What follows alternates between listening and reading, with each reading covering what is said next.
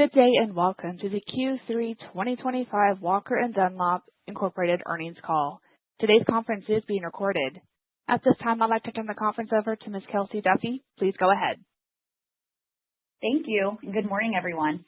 Thank you for joining Walker & Dunlop's third quarter 2025 earnings call.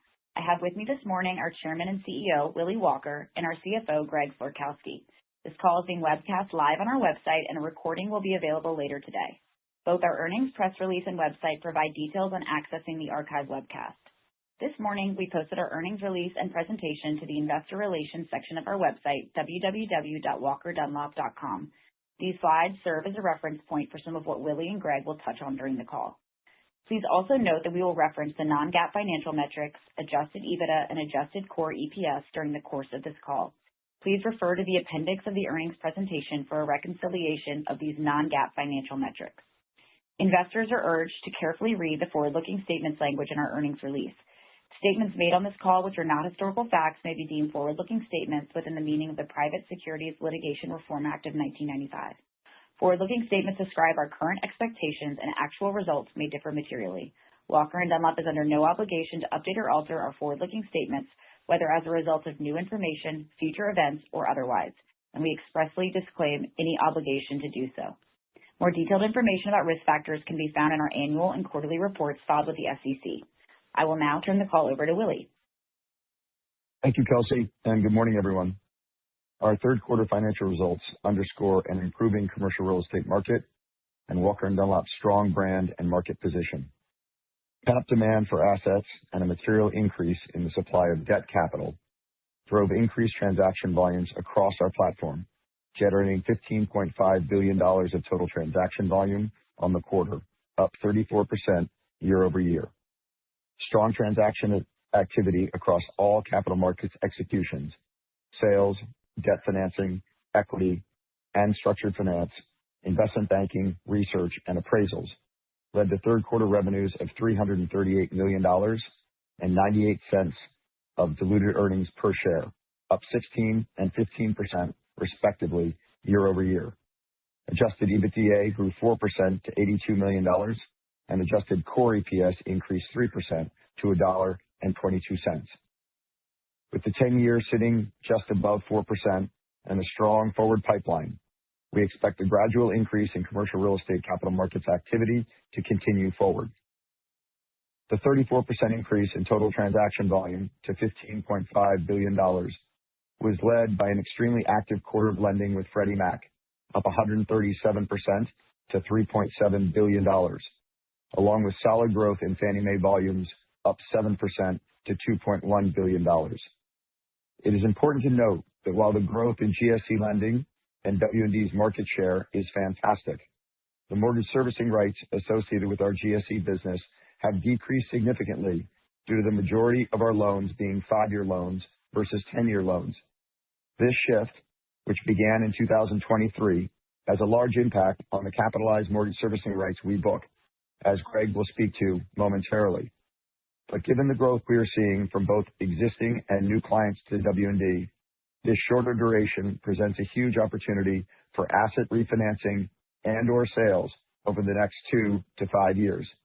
Compounding this opportunity are the upcoming refinancings on the 10-year loans written in 2018, 19, and 20. As you can see on this slide, there is $31 billion of scheduled agency maturities in 2025, mostly comprised of 10-year loans originated in 2015. The level of agency maturity steps up to around $50 billion for both 26 and 27, and then increases dramatically to $97 billion in 2028 and $144 billion in 2029, as those later vintages of both 10-year and 5-year loans mature. And as we have seen in previous cycles where there appears to be a wall of loan maturities, assets will get sold and refinanced, pulling forward a large portion of the refinancing wall. HUD lending volumes were up 20% on the quarter to $325 million. And while the government shutdown is impacting HUD's ability to process business, the newly implemented efficiencies at HUD and increased borrower demand for HUD capital makes us bullish on the outlook for this lending business going forward. Our Q3 investment sales volume was very strong, up 30% to $4.7 billion, and outperforming overall market growth of 17%, according to RCA.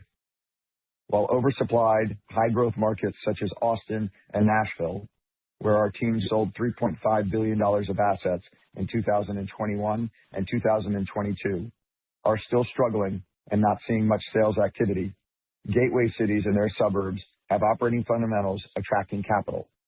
A good example of this is the $550 million multifamily portfolio we sold in Boston in Q3 and the $350 million financing we arranged for the buyer of that portfolio, reflecting the broad geographic coverage of our team that is driving our growth in 2025. And while suburban gateway and slower growth Midwestern cities have stronger supply-demand fundamentals today, the Sun Belt will come back due to job growth and lifestyle choice, and we have the teams in place to capture deal flow when that rebound occurs. Our investment sales platform has 26 teams across the country, including 4 national specialty practices, and is well-positioned to take advantage of an increase in activity across geographies as the next cycle gains momentum. There is still a tremendous amount of equity capital that needs to be recycled to investors before commercial real estate private equity funds can raise fresh, new capital. As slide 6 shows, there is over $600 billion of equity capital invested in historic funds for over 5 years that needs to be returned to investors, and nearly $300 billion that was raised in 2021 and 2022 that is yet to be invested. This pressure to return capital and deploy uninvested capital is an important component part of what is driving increased transaction volumes in 2025. Our broker debt financing team placed $4.5 billion in Q3, up 12% over Q3 24.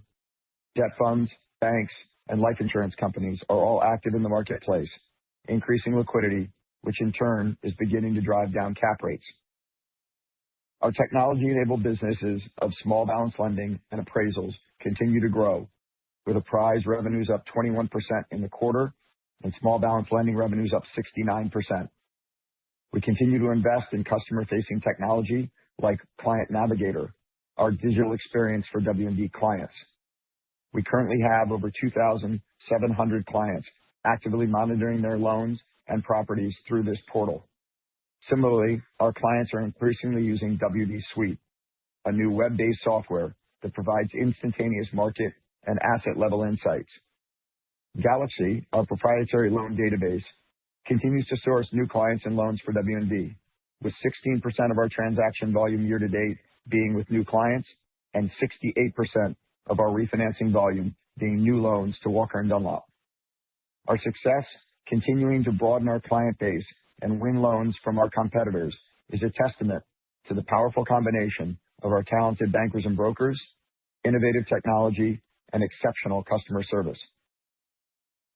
As you can see from every client-facing execution experiencing strong growth in Q3, W&D's people, brand, and technology are well-positioned in the marketplace and winning.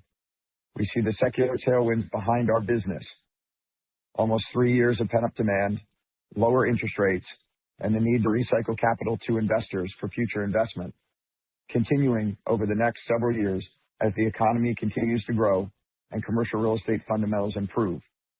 We are seeing very similar market dynamics in 2025 to what we saw after the Great Financial Crisis in 2011, 12, and 13, and have built Walker & Dunlop to meet the market's needs and grow. I will now turn the call over to Greg to talk through our financial results in more detail. Greg? Thank you, Willie, and good morning, everyone.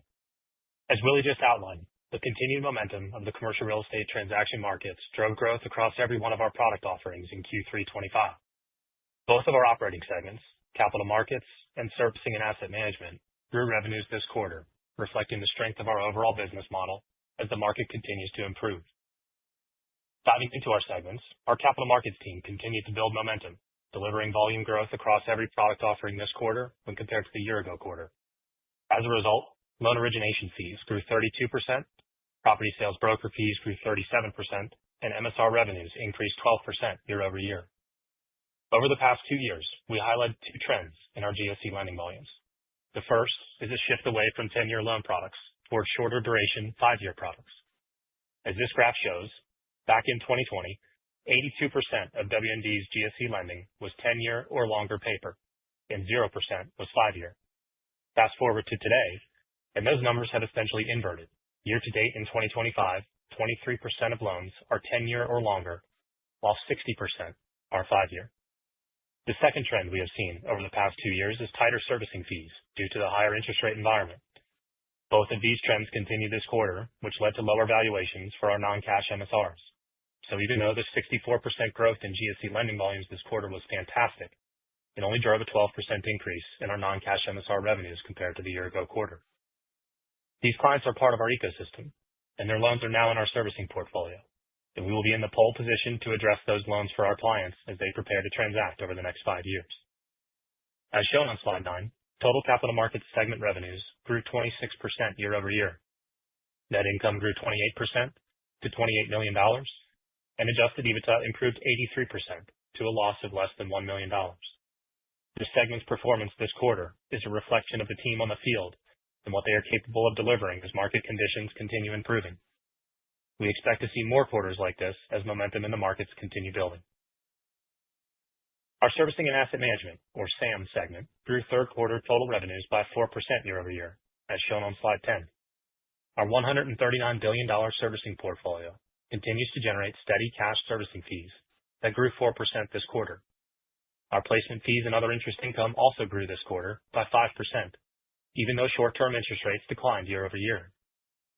We experienced an uptick in loan payoffs this quarter, many of which we refinanced for our clients, temporarily increasing the balance of our escrow accounts and offsetting the year-over-year decline in interest rates. This was a nice surprise in Q3, but not something we expect to persist in future quarters. Overall, SAM segment net income declined 1%, but adjusted EBITDA grew 2% to $119 million. Turning to credit, our at-risk servicing portfolio continues to perform exceptionally well, with only 10 defaulted loans totaling just 21 basis points. We recognized a $1 million provision for loan losses this quarter, compared to $2.9 million in the year-ago quarter. The provision this quarter was driven by updated loss estimates on 2 previously defaulted loans, as well as standard loss provisions for the growth in our overall at-risk portfolio. We continue to see strengthening operating fundamentals across the portfolio as rates come down. Excess supply in certain high-growth markets get absorbed, and national occupancy increases. While our portfolio performance is exceptional, and we feel extremely good about the credit quality of our book, we continue to investigate, in collaboration with the GSEs, specific incidences of borrower fraud that took place largely as a result of changes in industry practices in the aftermath of the pandemic. We are currently in negotiations with Freddie Mac on the indemnification of 2 such loan portfolios, totaling $100 million. While Freddie Mac and Walker & Dunlop jointly underwrote these loans, we have a long-standing partnership with Freddie Mac that requires us to repurchase loans or indemnify them if certain borrower documentation is determined to be fraudulent. Our current expectation is to use approximately $20 million of Walker & Dunlop capital to collateralize our indemnification of Freddie Mac for these loans, and we expect to take the credit losses associated with this portfolio in the fourth quarter. While loan buybacks and the associated losses are never welcome, we do not have other fraud investigations underway with either GSE and feel confident that the policies, procedures, and new technology we have in place today protect us from the type of borrower fraud that transpired during and in the immediate aftermath of the pandemic from occurring again. As Willie just outlined, we have significant momentum heading into the fourth quarter, and the strength of our pipeline and the macroeconomic environment has our core business on the path toward achieving our annual guidance for EPS, adjusted core EPS, and adjusted EBITDA, absent any losses related to loan buybacks. We ended the quarter with $275 million of cash on our balance sheet, reflecting the continued recurring revenues from our SAM segment combined with a rebound in capital markets activity. Our capital deployment strategy remains focused on organic growth opportunities through recruiting and retention, reinvestment in strategic areas of the business, and continued support of our quarterly dividend. To that end, yesterday, our board of directors approved a quarterly dividend of 67 cents per share, payable to shareholders of record as of November 21st. As I said previously, we feel very good about our business model, credit outlook, market positioning, and growth opportunities for 2026 and beyond. Thank you for your time this morning. I will now turn the call back over to Willie. Thank you, Greg. As Greg just described, our business is very strong as we finish off 2025 and start looking ahead to the coming year. Our bankers and brokers are winning, driving strong transaction volume and revenue growth. And while our clients' borrowing for shorter duration is putting downward pressure on non-cash mortgage servicing rights, we are being set up for an extremely strong run of both cash origination fees and new mortgage servicing rights as the shorter duration loans of 2023, 24, and 25 come up for refinancing over the next 2 to 5 years. Our market share with the GSEs continues to grow, and as Fannie and Freddie get ready for potential public offerings, we expect to see their multifamily lending volumes increase. Similarly, we see HUD becoming a more efficient and competitive source of capital. We remain at the top of the league tables with Fannie, Freddie, and HUD, and we see a tremendous amount of opportunity ahead as the Trump administration focuses on lowering the cost of housing in America. We saw the opportunity and necessity to be a scaled player in multifamily investment sales back in 2015, and after a decade of growth, our sales volumes have increased 40% in 2025, handily beating the industry average of 17%. We can still grow this group further in the United States, Europe, as well as into new asset classes such as hospitality, retail, and industrial. Investment sales is the tip of the spear with regard to real estate capital markets activity, and we will continue to invest in great talent for many years to come. We are focused on the continued expansion of our debt brokerage business. We split this business into 2 units earlier this year, one led by Aaron Appel, focusing on institutional clients, and the other run by Allison Williams, focusing on middle market and regional borrowers.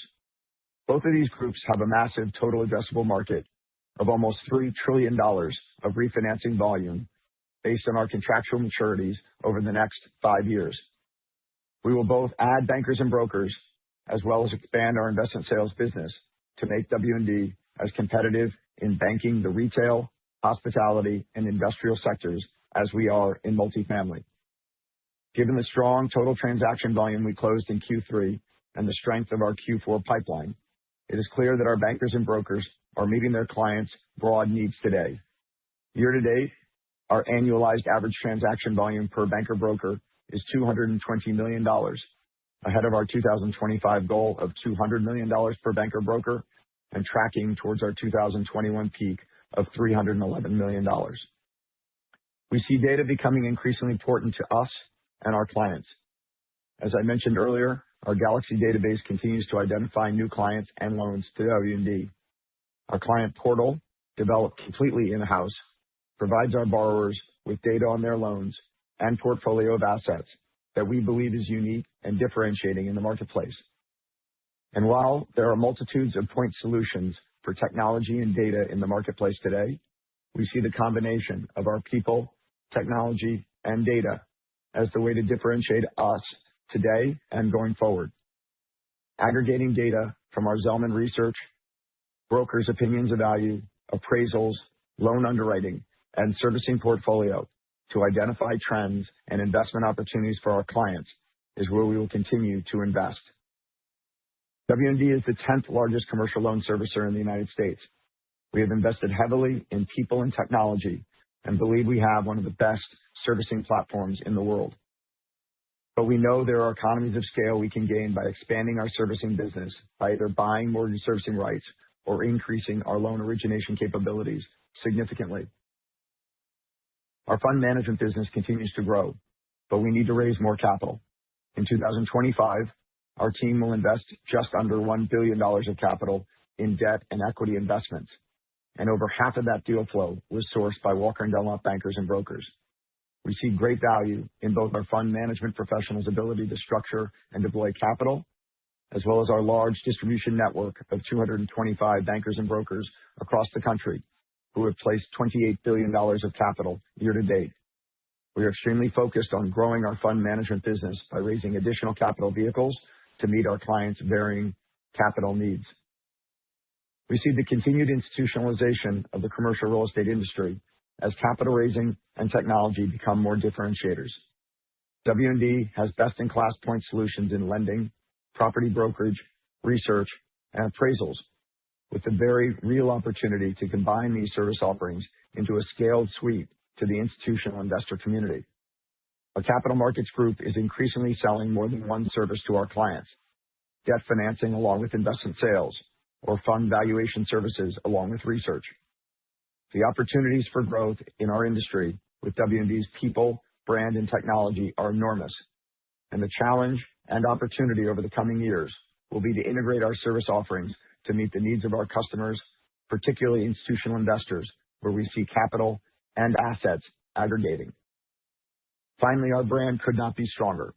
The Walker Webcast is about to surpass 20 million views on YouTube and Spotify, placing it as the preeminent voice to the commercial real estate industry by a wide margin. Zelman Research continues to expand its coverage universe and maintains its reputation as one of the most insightful housing research companies in the United States. And our bankers and brokers exceed their clients' expectations consistently, which in the services business is the best branding and marketing possible. W&D's Net Promoter Score year-to-date is 86, a number well above the financial services industry average and a reflection of the exceptional people, technology, and client focus of Walker & Dunlop. These are exciting times for our company. We see an enormous opportunity ahead to expand our capabilities, bring technology to our business that makes our clients and us more insightful and more efficient, and continue growing to drive exceptional shareholders' returns. I'd like to thank our entire team for a terrific Q3 and would ask the operator to open the line for questions. Thank you. Thank you. If you are dialed in via the telephone and would like to ask a question, please signal by pressing star 1 on your telephone keypad. If you are using a speakerphone, please make sure your mute function is turned off to allow your signal to reach our equipment. Again, press star 1 to ask a question. And we'll go first to Jade Rahmani with KBW. Thank you very much. Just to start off with, on the 2 new loan repurchase requests, so far this quarter we have seen some of the agency multifamily lenders, particularly Greystone, take charges. JLL and Arbor also have taken charges. WD's credit has been pristine through this cycle. So this is a modest surprise, although I don't think it's huge. But just can you give any context as to how widespread the issue might be? I think the last repurchase requests you received were in 2024. Yeah, Jade, good morning and thanks for joining us. As Greg underscored, this is isolated to the portfolios that have been identified by us and by Freddie. So we do not have any other investigations underway with either GSE, and so we feel good about that. And at the same time, as Greg said, we never like it when this happens, but feel very good that we have the people, the processes, and the systems in place to make sure that this doesn't happen again. And in terms of credit trends within the portfolio, beyond these select instances of apparent fraud, how has credit been performing? I know in the past you've talked about 2 times debt service coverage ratio in the Fannie portfolio, but are you seeing any credit deterioration at this point? No, actually, if you look at the provision for loss sharing in Q3 of last year at $2.9 million and it lowering to $1 million this quarter, and Craig's comment as it relates to the overall performance fundamentals of the portfolio, it's exceptionally good. I would underscore the fact that our at-risk portfolio right now, as it relates to defaulted loans, is sitting at less than 20 basis points. If you look out into CMBS portfolios, the multifamily default rate in CMBS portfolios just eclipsed 7%. And so I think it's a testament to us and to the underwriting policies and procedures that the agencies have had in place for decades that has maintained such a pristine credit track record. And we feel extremely good about the underlying credit fundamentals of our portfolio, particularly with the amount of debt capital that has come back to the market, as well as where interest rates and cap rates appear to be trending. Thank you. Just turning to what Willie said. Go ahead. Just one real quick. There's still really strong national occupancy and just fundamental tailwinds behind multifamily as a sector. So that just contributes to the strength of the portfolio. So it's not just our assets, but it's just broadly, there's really strong tailwinds behind the sector that just continue to strengthen overall credit. So I think the repurchases are isolated relative to the broader credit of our book. Thank you. Just turning to volumes, Fannie Mae volumes seemed a little light, and the strength was clearly in the Freddie business. Was there anything that weighed on Fannie volumes in the quarter, and do you expect to pick up in the fourth quarter? As you know, Jade, from having covered us for quite some time, Fannie and Freddie sort of wax and wane as it relates to market participation and market volumes. And when one sort of steps in, the other one goes down a little bit. The nice thing for us is that we are number one with Fannie Mae, and our indication right now, there are no league tables that have come out year to date, but our indication is that we're right at the very top of the league tables with Freddie Mac as well. And so as a very large-scaled agency lender, as one or the other is more competitive, we're going to benefit from getting more deal flow done with the agency that is doing more transaction volume at that time. And so we feel extremely good about where both agencies are today as it relates to annual volumes. As you know, neither Fannie nor Freddie hit their caps in 2024 or 2023. And it is very clear that both Fannie and Freddie are headed towards hitting their caps in 2025. The regulator has not given the cap number for 2026 yet, but there is a lot of talk about an increase in the cap. How much of an increase is to be determined, but we see it's great that both agencies are headed towards hitting their 2025 caps, and that my sense from having spoken with officials at FHFA that we probably see a cap increase in 2026. Thanks very much. We'll take our next question from Steve Delaney with Citizens Capital Markets. Good morning, everyone. Thanks for taking the question. Willie, my question was going to be, what do you see the possibility of a refi wave coming later this year as the Fed cuts and maybe the bond market rallies a little bit? Sounds like you're in one. And if you could comment on that, those vintage, the post-COVID vintage loans, the nature of those transactions, do you think that those borrowers had a shorter mindset? In other words, was it more opportunistic money, and that's why you're seeing some exiting of properties as opposed to simply doing a rate and term refinance? Just your thoughts on if the nature of the recent originations is really what's causing the prepayments that you're seeing now. Thank you. Sure, Steve. Good morning, and thanks for joining us. Sure. I think you have to underscore the recycling of capital as one of the major drivers of the market we're in today. Many of the large participants in the broader commercial real estate markets, and more specifically the multifamily markets, are fund businesses that have finite lives and have a tremendous amount of capital that needs to be recycled back to investors before they are going to be able to go and raise that next fund. And with essentially, very limited to, you can't say no deal activity in 2023 and 2024, but very muted deal activity in 23 and 24, we sort of arrived in 25 with a lot of people sitting there saying, I've got to start recycling capital back to my investors if I have a chance of going and raising my next fund. And so a lot of the sales activity and financing activity that we've seen in 2025 has not been because cap rates have been, if you will, exceptionally low or exceptionally exciting for someone to sell into. it's been that need to recycle capital that has driven the transaction markets. And what that's also done is it's closed off the bid ask. A lot of sellers have sat there and said, I don't really like the price that I'm selling at. And yet at the same time, they have to recycle that capital.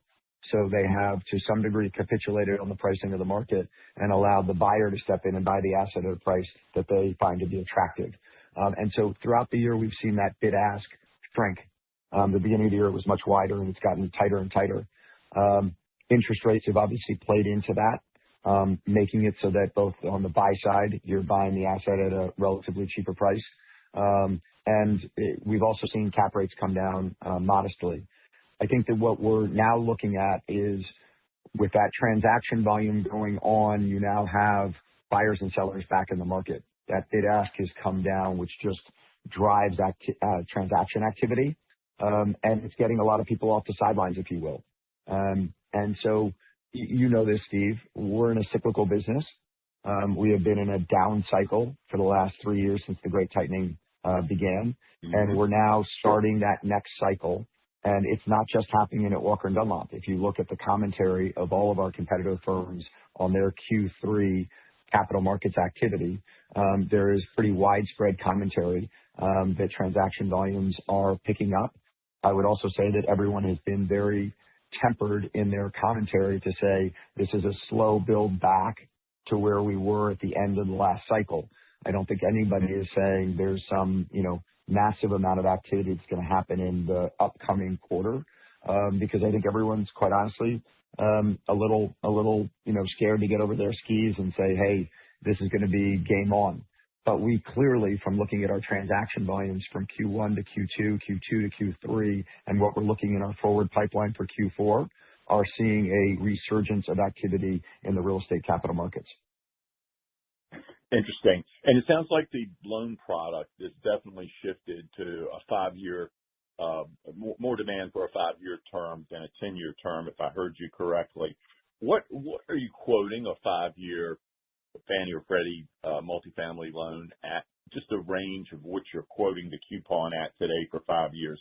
And how would that compare to the weighted average coupon in your servicing book? Well, Steve, I can tell you this. First of all, there are a couple of factors that play into that. One of the things that I think is an important data point is that the spread between a 5-year treasury and a 10-year treasury, last I looked at it, was about 50 basis points. But if you actually do a 10-year loan versus a 5-year loan, it's actually only 15 basis points more expensive to the borrower. And so one of the big things that's going on in the market is, I believe, borrowers look at that 50 basis point spread between the 10-year treasury and the 5-year treasury, and they say, whoa, I want to go short. But given where spreads are on 5-year agency paper versus 10-year agency paper, you're only 15 basis points more expensive going long than you are going relatively shorter. The other piece to your specific question is whether the client is doing a rate buy down or whether the client is just taking the existing rate and spread on top of it. But if you're taking the existing rate and the spread on top of it, we're doing a lot of financing in the high 4s right now. Last one I looked at yesterday was a 483 coupon on a 5-year deal. But that 4 to 5% number is also something that a lot of clients are sort of getting attracted to, where they sit there and look at, hey, I can do a 5-year deal at a 478 coupon, and if I do a 10-year deal, that's going to push it up closer to 5%. I want to go with the lower one. The other piece to it, Steve, is the prepayment flexibility that a 5-year loan gives you versus a 10-year loan. What we're seeing a lot of borrowers do is sit there and say, I don't want to sell the asset today, but I probably want to sell the asset in the next 3 to 5 years. Therefore, let's go with a 5-year loan that gives us prepayment flexibility and a lower prepayment penalty in year 3 or opens up at 4.5, then go and lock in a 10-year instrument that is that is prepayment protected for 9.5 years. And so one of the things that says to me is that if they're buying that optionality today and only going with a shorter structure, that sales activity or refinancing activity that's going to come up in 2, 3, and 4 years is going to be quite robust, because they're buying that optionality to do something with the asset in the next 3, 4, or 5 years. So that's the reason why the shorter durations. We don't like the downward pressure it's put on our mortgage servicing rights, but we also are sitting there saying, wow, there's going to be a great opportunity in the next 3, 4, and 5 years as this 5-year paper from 23, 24, and 25 needs to either be sold or refinanced. Yeah. Yeah. A lot of transaction activity potential, it sounds like. Willie, new clients, that's been a focus of WD, just trying to broaden out your brand and more touch points with the institutional multifamily community. When you look at your third quarter transactions, do you have any data as to, on those transactions, can you estimate how many of those were with new clients to WD or repeat borrowers? Yeah, I cited that in my script, Steve, and I don't have the exact data point in front of me, but I think it's 14% were new clients to Walker & Dunlop and 60-some-odd% were new loans to Walker & Dunlop. So that the new loans are pieces of business with an existing Walker & Dunlop client, just a loan that one of our competitor firms had done that we refinanced or financed the acquisition for our client. So, over 60% is new product to Walker & Dunlop. And then totally new clients, I think, was it 14%? 16. Yeah. 16%. Yeah, 16% were new clients to Walker & Dunlop. And so, look, as you know, Steve, we operate in an exceedingly competitive market. We have great competitor firms that have wide distribution networks and in some cases, seemingly a banker and broker on every corner. And so the opportunity for W&D is to go and attract new clients and bring new loans and new sales opportunities to our platform. And as our Q3 numbers show, we did just that. And I would also say as our growth numbers show, we are outstripping a number of our competitor firms as it relates to growth in our capital markets executions from aggregate volume numbers. Well, just one final thing for me, Willie, big picture. The S&P is up 16% or so for year-to-date 2025. You're putting up good numbers, but WD shares down about 18% year-to-date 25. What do you think people are missing? I mean, this is a strong report. Rates are headed down, not up. That generally is a good thing for real estate, related firms. I know you're probably frustrated by it, but I don't see the negative bear case for WD shares. I think my notes reflect that, so that I'm not saying anything that's not out there on the street. But it just seems to be a disconnect between the way your shares are trading and where the market is and where the rate outlook is. So, Steve, a couple things. One, clearly, as the largest individual shareholder in Walker & Dunlop, I take your comments very seriously. Two, as having been fortunate enough to be CEO of this company for all 15 years of its public life, I've been around this too long to let it frustrate me and really just focusing on what we need to do to execute as a company. Third thing I would say is, look, Q1 of 2025, given where rates went at the end of 2024, was a very slow start to the year. As I hope investors can see, we have been building momentum in Q2 into Q3, and Greg's and my commentary talk about a forward look on Q4 that looks quite good. And I think that 26 is going to present to us and all of our competitor firms a very big opportunity to continue to grow in the capital markets area. The fourth thing I'd say, Steve, is that, look, some of our big competitor firms have steady Eddie real estate services businesses that are not as cyclical as the capital markets businesses are, and have provided them with significant ballast in their financial performance for 23 and 24 and into 2025. But those businesses are not nearly as high growth as the real estate capital markets are. And so if you look at some of our larger scale competitor firms. They've done very well as capital markets transaction volumes have been way down in 23 and 24 and started to come back in 25. We are a real estate capital markets pure play for all practical purposes, and we better get the benefit of the growth that we are seeing coming to us in 26 and 27 as the capital markets reflate. And that's on us to go and perform and put up the numbers. And so I appreciate you pointing out where we stand, and I also appreciate the positive outlook you have on W&D and our forward performance. But we also know it's up to us to go address the market and put up the numbers going forward to make it so that our investors are benefiting from that growth and from that performance. Thanks, Willie. Appreciate the comments this morning. Thank you, Steve. At this time, there are no further questions. I will now turn the call back to Willie for any additional or closing remarks.